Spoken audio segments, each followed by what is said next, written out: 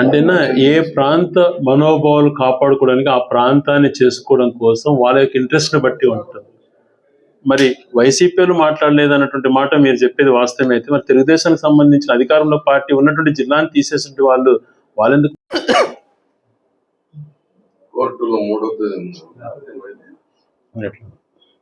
చేసుకోలేక కాపాడుకోలేక ఏదేదో మాట్లాడడం అర్థంపర్థం లేనట్టు, కానీ మనసులో పెట్టి ఆలోచన చేస్తే ఎంత నష్టం చేసాం ఈ ప్రాంతానికి అన్నట్టు ఆలోచన చేస్తే ఎవరైనా సిగ్గుపడతారు.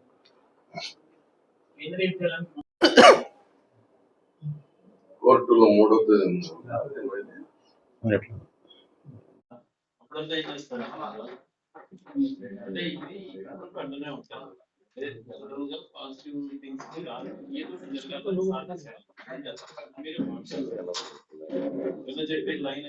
ప్రస్తుతం జరుగుతున్నటువంటి పరిస్థితులను ఒకసారి పరిశీలన చేస్తే ఏదైతే చట్టపరంగా లేకపోతే ఒక మనోభావాలను దెబ్బతీసే విధంగా ఈ ప్రభుత్వం వ్యవహరించింది తప్పు అనేటువంటి నిరూపణ అవుతున్నటువంటి టైంలో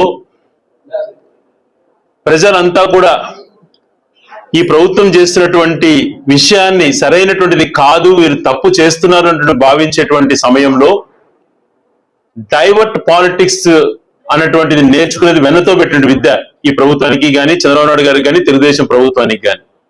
అందులో భాగంగా ఈ విషయాన్ని ప్రజల్లోకి వెళ్ళిపోయింది. ఒక పక్కన మేము ఏదైతే లడ్డులో, పవిత్రమైనటువంటి లడ్డులో అనిమల్ ఫ్యాట్ ఉంది, ఫిష్ ఆయిల్ ఉంది, పందికొవ్వు ఉంది అని ప్రచారం చేసినటువంటి తప్పు అని తేలింది. మరొక పక్కన మిగిలిన అంశాలు కూడా ఏదైతే వాళ్ళు ఎన్నికల్లో హామీలు ఇచ్చేటని నెరవేర్చేటివన్నీ కూడా పక్కకు పోయాయి.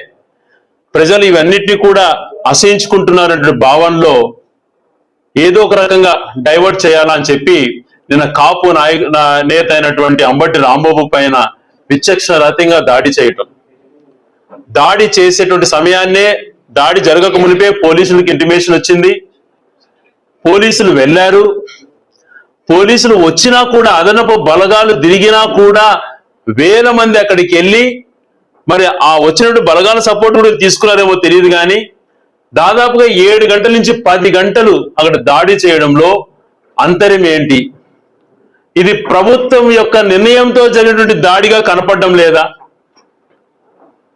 ఒకవేళ గతంలో గత 5 సంవత్సరాలలో గౌరవ్ పట్టాభి గారు తీసుకోండి, లేకపోతే మిగిలినటువంటి నాయకులందరూ కూడా తెలుగుదేశం వాళ్ళు, ఇన్క్లూడింగ్ పవన్ కళ్యాణ్ గారు, చంద్రబాబు నాయుడు గారు కానీ, లోకేష్ గారు కానీ, వీళ్ళంతా కూడా వాడిన భాషను ఒకసారి పరిశీలన చేసుకోండి.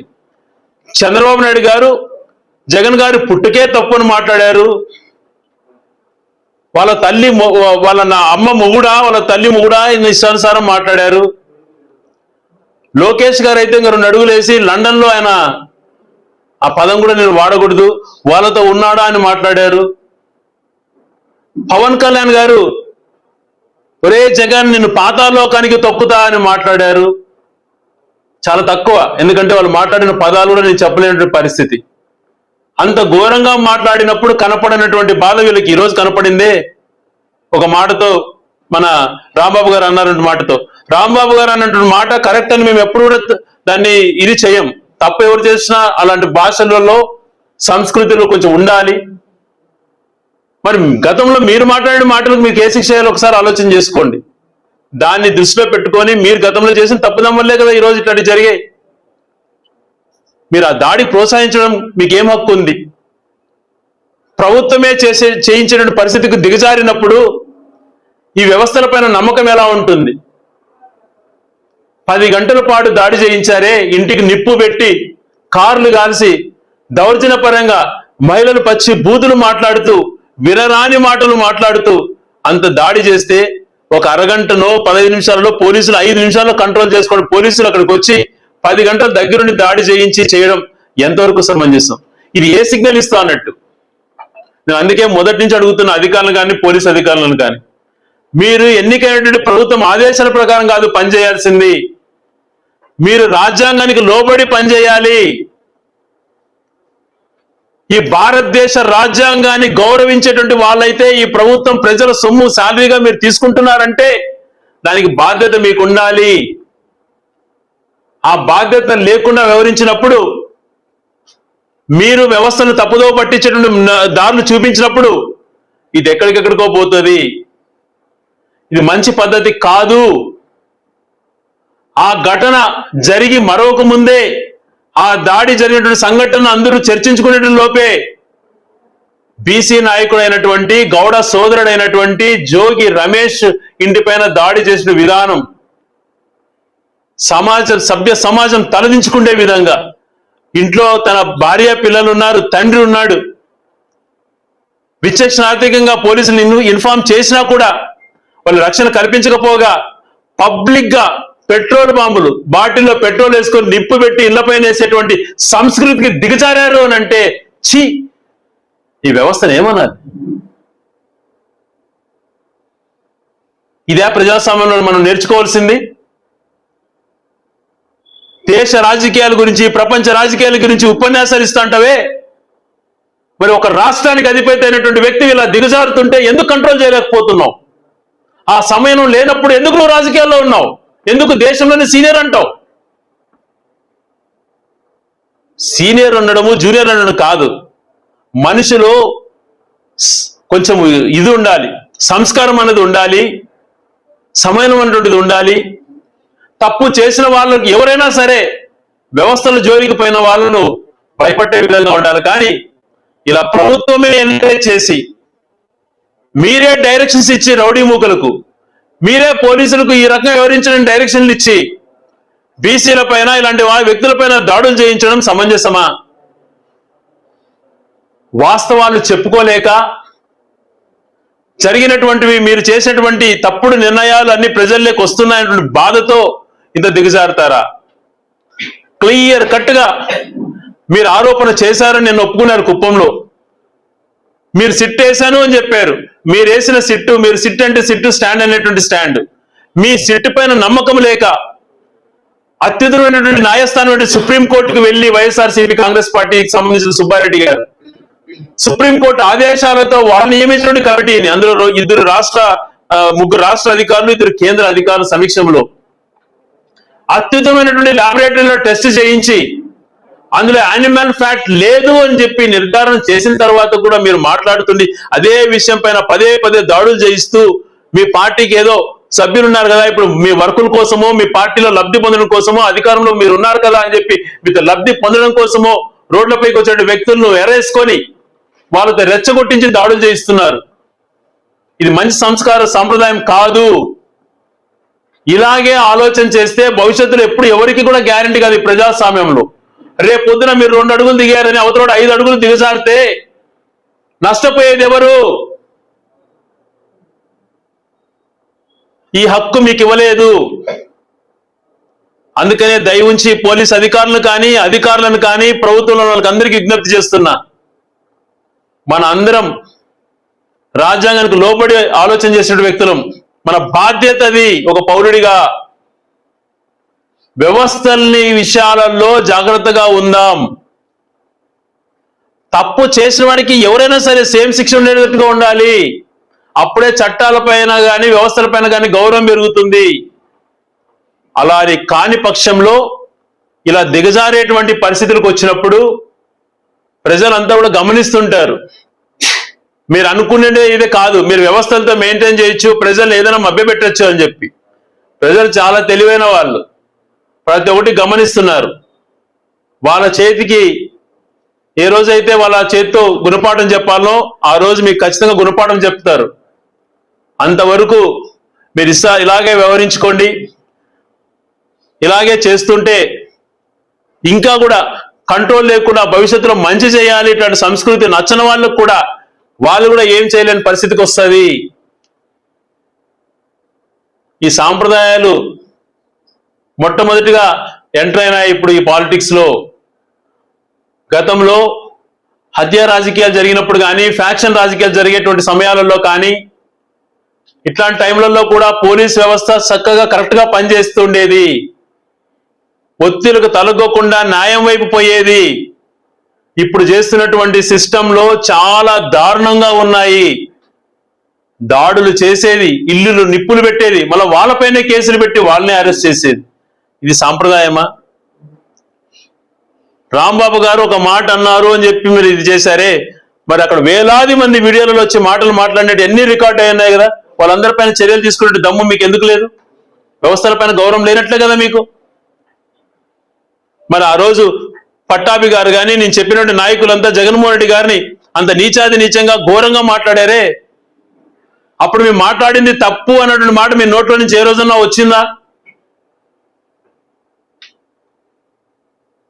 ఈ మీ దిగజారుడుతనానికి నిదర్శనం ఇది.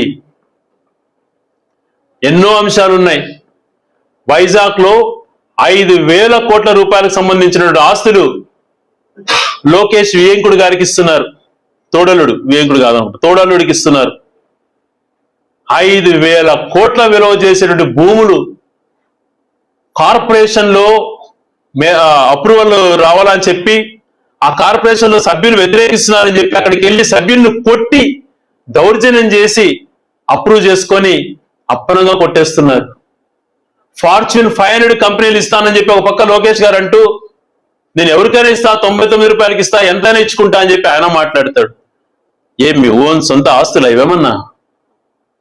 ఏమనుకుంటున్నారు మీరు ప్రజాస్వామ్యం అంటే? ప్రజలంటే ఏమనుకుంటున్నారు మీరు అసలు? ఒక పక్కన అంశం పైన లేవనెత్తుతుంటే ఇలాంటి దౌర్జన్యాలు, మరొక పక్కన నిర్దాక్షిణంగా తెలంగాణ ముఖ్యమంత్రి స్వయంగా నేను ఒత్తిడి చేసి రాయలసీమకు మంచి జరగాల్సిన ప్రాజెక్టును చంద్రబాబు నాయుడుతో నాకున్నటువంటి అటాచ్మెంట్ తో నిలిపించాను అని చెప్పి అసెంబ్లీలో ఆయన మాట్లాడిన అంశాన్ని సిగ్గుపడక వాళ్ళ సమర్థించుకుంటూ ఆ విషయాలు మాట్లాడిన నోట్లు కట్టేస్తున్నారు మీరు. ఇది ఎంతవరకు సమంజసం? సో జరుగుతున్న అన్ని అంశాలపైన ప్రతిపక్ష పాత్ర పోషించే విషయంలో కానీ మీరు ఇలాంటివి ఎంత దిగజారి ఏమి చేసినా కూడా మా నోరును కట్టడి చేయలేరు. మేము నిలదీస్తాం, అడుగుతాం, ఏమైనా చేయండి, మమ్మల్ని ఎంతకైనా దిగజారండి, ఏమైనా చేసుకోండి, చంపుకోండి, ఏమైనా చేసుకోండి. కానీ మాకు ఇచ్చినటువంటి మార్గంలో ఈ రాజ్యాంగంలో ఉన్నటువంటి ప్రతి పాయింట్ను గౌరవిస్తూ ప్రజల పక్షాన నిలబడేటువంటి విషయాలలో రాజీ పడే ప్రసక్తే లేదు, రాజీ పడే ప్రశ్నే లేదు. రాయలసీమ లిఫ్ట్ విషయంలో ఏదైతే తను అన్యాయం చేశాడో ఒక్కసారి తనను ఆలోచన చేయమంటున్నా. ఎందుకు నీకు ఒక ప్రాంతం పైన పగ? గతంలో ఈరోజు రైతుల పరిస్థితి దుర్భరంగా ఉంది. నువ్వు రైతు భరోసా ఇకపోతే పండించిన పంట గిట్టుబాటు ధర లేదు. ప్రతి రైతు ఇప్పుడు ఎరువుల కోసం ఇబ్బందులు పడే పరిస్థితులు ఉన్నాయి. దారుణంగా రైతుల పరిస్థితి ఉంటే మరొక పక్కన రైతుల ఆత్మహత్యలకు సంబంధించి చాలా సార్లు అడిగాం. ఆయా పల్నాడులో పొగాకు సమస్య కానీ, ఈ ప్రాంతంలో టమాటా పరిస్థితి కానీ, మామిడి రైతుల పరిస్థితుల్లో ఎంతో మంది చాలా దారుణంగా ఆత్మహత్యలు చేసుకున్నారు. ఎంతమంది ఆత్మహత్యలు చేసుకున్నారో చెప్పాలి అని చెప్పి గత 18 నెలల్లో ఎంతమంది చేసుకున్నారని చెప్పి చాలా రోజులుగా నిలదీస్తే మొన్న తూతూ మంత్రంగా 111 మంది రైతులు ఆత్మహత్య చేసుకున్నారు అని మాట్లాడారు. దానిపైన కొంచెం ఇంకా ఆరా తీస్తే గతంలో ఎవరన్నా రైతు ఆత్మహత్య చేసుకుంటే జగన్మోహన్ రెడ్డి గారు పోస్ట్ మార్టం రిపోర్ట్ వచ్చినటువంటి 48 గంటల్లో 7 లక్షల రూపాయలు ఆ రైతుల అకౌంట్ వేసినటువంటి పరిస్థితి ఉండేది. ఆ రైతులకు సానుభూతిగా అండగా ఉండాలని చెప్పి. ఈ రోజు ఒక్క రైతుకు 1 రూపాయి ఇవ్వలేదు. నేను ఒక్క విషయం చెప్తున్నా, ఆలోచన చేయండి. ముఖ్యంగా గ్రేటర్ రాయలసీమ పరిధిలో ఉన్నటువంటి రైతులు ఆలోచన చేయండి. ఈ రోజు ప్రభుత్వం ఎంతో మంది, ఇంకా వేల మంది చనిపోయినా వాళ్ళ నష్టపరిహారం ఇవ్వలేనటువంటి పరిస్థితులలో దాన్ని తగ్గించి చూపించి 111 మంది రైతులు ఆత్మహత్య చేసుకున్నారు ఈ 18 నెలల్లో అని చెప్పారు. దానిపైన ఒక్కసారి ఏ రైతులు ఆత్మహత్య చేసుకున్నారు అని చూస్తే ఆ 111 మందిలో 89 మంది రైతులు ఈ రాయలసీమకు సంబంధించిన 4 ఉమ్మడి జిల్లాలలోనే ఉన్నారు. నెల్లూరుకు సంబంధించి 7 మంది ఉన్నారు, పల్నాడు జిల్లాకు సంబంధించి 4 ఉన్నారు. అంటే గ్రేటర్ రాయలసీమ పల్నాడు జిల్లాలో కలిపితే 111 మందిలో 104 మంది ఈ ప్రాంతం నుంచి ఆత్మహత్య చేసుకున్నారు. మా బాధ అర్థం చేసుకో చంద్రబాబు నాయుడు గారు. ఇక్కడ రైతులకు ఆ రోజు అనంతపురం జిల్లాకు గౌరవ రాజశేఖర రెడ్డి గారు పుణ్యమా అని చెప్పి 100 వచ్చింది. పోతిరెడ్డిపాడు పెంచడం వల్ల మా రైతులు ధైర్యం, మనోసంకల్పం కలిగింది. ఇవన్నీ విషయాలు డైవర్ట్ చేస్తూ తెలంగాణ వాళ్ళు 8 టీఎంసీలు 800 అడుగుల లోపలనే తీసుకుంటున్నారు. మాకు 800 అడుగుల లోపల రాయలసీమ లిఫ్ట్ ద్వారా 33,000 క్యూసెక్లు మా ప్రాంతానికి తరలించుకుంటేనే మాకు భవిష్యత్తు ఉంటుంది అని ఆలోచన చేసిన ప్రాజెక్ట్ ని నువ్వు నిర్దాక్షిణంగా ఇతర రాజకీయ పార్టీలతో కుమ్మక్కై పక్క రాష్ట్రంతో ఒప్పందం కుదుర్చుకొని నిలిపేశావు చూడు, చాలా బాధాకరమైన అంశము, చాలా తప్పు. రాయలసీమలో పుట్టినటువంటి గ్రేటర్ రాయలసీమలో పుట్టినటువంటి ప్రతి వ్యక్తి ఆలోచన చేయాలి. ఇది మన తరాలకు మన మనుగడకు సంబంధించిన అంశం. ఈ అంశం పైన గట్టిగా పోరాడతాం, ప్రతిరోజు దీనిపైన మాట్లాడతాం. ఆ రోజు గౌరవ రాజశేఖర రెడ్డి గారు, పెద్దలు మోహన్ రెడ్డి గారు కష్టపడి 5 సంవత్సరాల్లో వెలిగల్లు ప్రాజెక్ట్ కెనాల్స్ తో సహా ఆ రోజు కంప్లీట్ చేయడం వలన ఈరోజు ఆ ప్రాజెక్టు ఊపిరైంది. కరువు కాలాలలో కొన్ని మండలాలలో చెరువులు నిండుతున్నాయనంటే ఆ రోజు ఆలోచన పరంగా మంచి ఆలోచనతో ఉండబట్టే జరిగింది. ఈరోజు రాయచోటికి నిరంకటంగా ఎంత కరువు వచ్చినా కూడా ఇబ్బంది లేకుండా నీళ్ళు ఇవ్వగలుగుతామంటే అది రాజశేఖర రెడ్డి గారు, ఆ రోజు మోహన్ రెడ్డి గారు ఆలోచన చేసినట్టు వెలిగల్లు ప్రాజెక్టు వల్లనే. ప్రాజెక్టులు ఎంత ఇంపార్టెంటో దీన్ని బట్టి ఒక్కసారి ఆలోచన చేయండి. ఈరోజు ఆ వెలిగల్లు ప్రాజెక్టుకు ఈ ప్రాంతానికి సంబంధించినటువంటి ఒక రాయచోటి ప్రాంతమే తీసుకుందాం, ఇక్కడ బహుదా గాని పాపగ్ని గాని చెయ్యేరు గాని ఈ ప్రాజెక్టులు నిరంతరం ప్రవశించేటివి కాదు, ఎప్పుడో ఒకసారి వచ్చేటివి. దీనిని మాండివా కూడా ఇవన్నిటికీ కూడా మంచి చేయాలనంటే కృష్ణా గండికోట నుంచి తీసుకొని వచ్చి వెలిగల్లులో నింపాలన్నటువంటి ప్రాజెక్ట్ ని మీరు నిర్వీర్యం చేశారు. ఇవన్నీ సక్సెస్ఫుల్ గా అయ్యి ఈ రోజు వెలిగల్లులో గేట్లు ఎత్తితే 4 నెలలు పడుతుంది టైలెంట్కి నీళ్లు రావడం. అందుకే కాలేటి వాగు నుంచి ట్యాప్ చేసుకుంటే 15 రోజులలో అన్ని చెరువులు నింపుకునే విధంగా ప్రణాళిక రూపొందించి పనులు మొదలు పెట్టాం ఆ రోజున. దాని గురించి ఊసలేదు. మరొక పక్కన మా ఆశ అయినటువంటి జిల్లాను తీసేశారు. ఈ ప్రాంతానికి సంబంధించిన వ్యక్తులు అన్యాయం చేశారు. ఇట్లా అన్ని రకాలుగా మాకు ద్రోహం తలపెడితే ఎలాగా?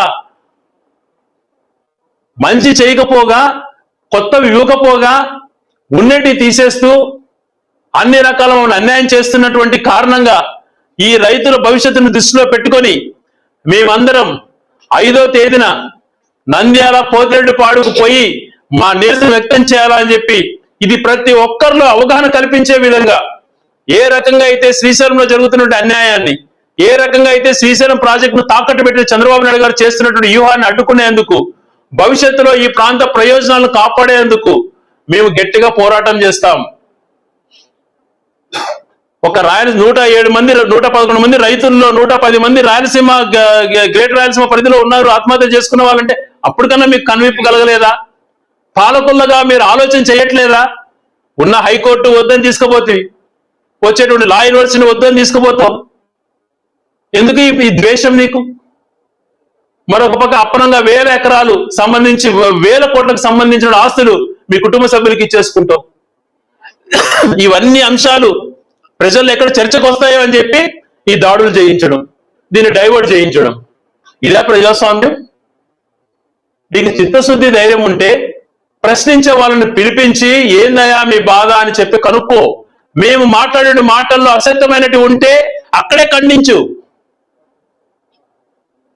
అంతేగాని అది కాకుండా వ్యవస్థల్ని దిగజార్చే విధంగా, ఒక భవిష్యత్తులో ఇదేదో పెద్దగా మీరు సాధించే విధంగా మీరు చేస్తారు. ఇప్పుడు రేపు పొద్దున చేసేటప్పుడు ఆపగలుగుతారా? మాలాంటి వాళ్ళని కూడా ఆపలేని పరిస్థితిని క్రియేట్ చేస్తున్నారు మీరు.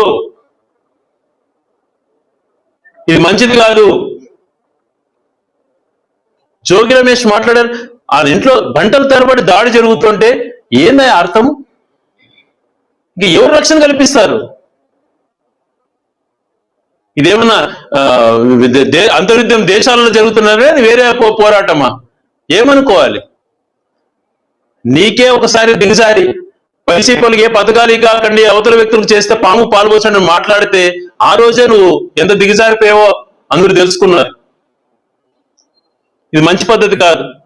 రాయలసీమకు సంబంధించి, రాయలసీమ లిఫ్ట్ కి సంబంధించి నిరంతర పోరాటం చేస్తాం. మా హక్కులు కాపాడుకోవడానికి ఏమైనా చేయడానికి సిద్ధపడతాం. దాని విషయంలో ఎట్లా అన్యాయం జరుగుతుందన్న విషయంలో ఏ ఒక్కరు వచ్చినా ఎక్స్ప్లెయిన్ చేయడానికి లేదు. మా వాదన తప్పు అని అంటే ఎందుకు తప్పు అన్నది కూడా మేము వివరిస్తాం, మా తప్పు అయితే ఆ తప్పు ఇదే అని చెప్పి మీరు చెప్పండి. ఈరోజు అవగాహన లేకుండా చంద్రబాబు నాయుడు గారు 20 టీఎంసీల కోసం ఎందుకు రాయలసీమ లిఫ్ట్ అని మాట్లాడతాడు. ఏందబ్బా 20 టీఎంసీలే నేను మాట్లాడుతున్నాడు అని చెప్పి ఆరాధిస్తే 787 నుంచి 834 మల్లెలకు డ్రా చేసేంత వరకు 32 టీఎంసీలు ఉంటాయంట. ఆయన ఉద్దేశం పైన చెప్పడంలే. ఆ 32 టీఎంసీలలో కృష్ణా బోర్డు ప్రకారం 11 టీఎంసీ తెలంగాణకు పోతే మనకు వచ్చేది 20 టీఎంసీలే కదా అని మాట్లాడతాడు ఆయన. అది కాదు చంద్రబాబు నాయుడు గారు, మా వాదన 4 టీఎంసీలు 787లో పవర్ జనరేషన్ కు తెలంగాణ వాడుతుంది. మరొక పక్కన కల్వకుర్తి, పాలమూరు, రంగారెడ్డి, దిండి ప్రాజెక్టు 4 టీఎంసీలు శ్రీశైలం దాన్ని తోడేస్తోంది. 800 అడుగులకు రాకమునిపే 88,000 క్యూసెక్కులు, 11,637 క్యూసెక్కులు 24 గంటలు ఫ్లో అయితే ఒక టీఎంసీ అంటారు. 88 క్యూసెక్కుల నీళ్లు వస్తే 8 టీఎంసీల నీళ్లు కూడా వాళ్ళు వాడుకునే దానికి పరిస్థితి వచ్చి ఆ పైకి ఎలా నీళ్లు ఎగబడతాయి? లక్ష లోపల క్యూసెక్కులు వచ్చే టైంలలో ఎలాగది 830 దాటుతుంది అని ప్రశ్నిస్తే సమాధానం చెప్పడు. వాళ్ళు అలా 8 టీఎంసీలు డ్రా చేసుకుంటున్నారు కాబట్టి మచ్చుమరి అని ఉంది, అది కేవలం 0.31 టీఎంసీనే. సరైనటువంటి కాలంలో పంట పెట్టుకోలేరు. మేము అదే లెవెల్ నుంచి 33,000 34,000 3 టీఎంసీలు ఒక్కసారిగా మేము అక్కడి నుంచి డ్రా చేసుకోగలిగితే మా రైతులు సకాలంలో పంటలు పెట్టుకోవచ్చు అని వివరిస్తే దాని గురించి మాట్లాడకుండా ఎదురుదాడి చేస్తారు. ఇవన్నీ ప్రజలు గమనిస్తున్నారు. ఒకటే, ప్రజాస్వామ్యంలో సంవయనం అన్నటువంటిది ఏందో మనకెందుకు అనంటే, మనం 180 సంవత్సరాలు సుదీర్ఘంగా బ్రిటిషర్స్ కింద పనిచేసిన లాస్ట్ మహనీయుడు జాతిపిత మహాత్మా గాంధీ గారు ఒక ప్రపంచానికి ఒక రోల్ మోడల్ గా నిలిచాడు. ఆయన శాంతిలో ఉన్నటువంటిది, మంచితనంలో ఉన్నటువంటి గుణాలు, ఈ రాష్ట్ర యొక్క భవిష్యత్తు, ఇక్కడ ఉన్నటువంటి సంస్కృతి సాంప్రదాయాలను ఎలా గౌరవించాలో నేర్పిన పెద్దలు అనేక మంది మనకున్నారు. ముందు వాళ్ళ త్యాగాలు ఎన్నో ఉన్నాయి. వాళ్ళ త్యాగాలతో, వాళ్ళ అడుగుజాడలతో నడవాలి అనుకున్నట్టు వచ్చిన వాళ్ళం. వాళ్ళు చనిపోయే 5 దశాబ్దాలు కాకముందే ఆ వ్యవస్థలన్నింటినీ నిర్వహణ చేస్తూ గాంధీ కాదు ఇంకొక టైప్ లో రాజ్యం అన్నటువంటిది జంగిల్ రాజ్, రౌడీ రాజ్యం, జంగిల్ రాజ్ అన్నటువంటి ఫార్ములాతో పోతున్నారు కదా. ఇది కరెక్ట్ అయినటువంటిది కాదు. ఎవరమైనా కూడా, ఎటువంటి వ్యక్తి అయినా ఏ పదవిలో ఉన్నా వ్యవస్థలకు లోబడి పనిచేసినప్పుడే విలువ ఉంటుంది. ఆ విలువను పాటించాలని కోరుతూ 5వ తేదీన ఆ ప్రాంతానికి సంబంధించిన దగ్గర వ్యక్తులు, రైతులందరూ కూడా రాబోతున్నారు. ఈ ప్రాంతాల నుంచి కూడా అవగాహన ఉన్న కల్పించేటువంటి నాయకులందరినీ కూడా మేము కూడా మీటింగ్స్ కండక్ట్ చేసుకొని సాధ్యమైనంత వరకు దూరమైనా కూడా ఇక్కడ ప్రాంతాల రైతులు కూడా అక్కడ ఏం జరుగుతుందని ఎక్స్ప్లెయిన్ చేసే విషయంలో అందరం కలిసికట్టుగా ఒకటై గ్రేటర్ రాయలసీమకు సంబంధించినటువంటి అందరము కూడా పోతిరెడ్డిపాడుకు వెళ్ళాలి అని చెప్పి నిర్ణయించుకున్నాం. దానికి గౌరవప్రదంగా కర్నూలు జిల్లాకు సంబంధించి ఇలాగ వస్తాను అంటే పోలీస్ అధికారులు మేము ఇస్తాం, మీకు పర్మిషన్ ఇస్తామని చెప్పి నిరాకరించారు. మేమేం అక్కడ గొడవ పడ్డానుకో ఇంకోటి చేయడానికో వెళ్ళట్లేదు. మాకు జరుగుతున్నటువంటి అన్యాయాన్ని వివరించడానికి వెళ్తున్నాం అంటే కూడా పర్మిషన్ ఇవ్వకుండా ఉన్నారు. కానీ మా హక్కు కాబట్టి, వెళ్ళి చూడడం అనేది మా హక్కు కాబట్టి ఖచ్చితంగా ఆ ప్రాంతానికి వెళ్ళటానికి మేమందరం కూడా నిర్ణయం తీసుకున్నాం. 5వ తేదీన ఇక్కడ నుంచి పోతిరెడ్డిపాడుకు వెళ్ళేటువంటి ప్రోగ్రామ్ ని కూడా ఈ రోజు ఫైనల్ చేసుకొని ఇక్కడ సంబంధించిన రైతులందరితో కూడా ఆ ప్రాంతంలో వెళ్ళి ఏ రకంగా పోతిరెడ్డిపాడు గతంలో రాజశేఖర్ గారు చేశారు, ఇప్పుడు రాయలసీమ లిఫ్ట్ వల్ల ఏంటి ఉపయోగం అన్నటువంటిది అన్ని కూడా క్షుణ్ణంగా వివరించి దాన్ని రాయలసీమ లిఫ్ట్ ని కొనసాగించి తొందరగా కంప్లీట్ చేసే విధంగా ప్రభుత్వం పైన ఒత్తిడి చేస్తామని చెప్పి తెలియజేసుకుంటున్నాం.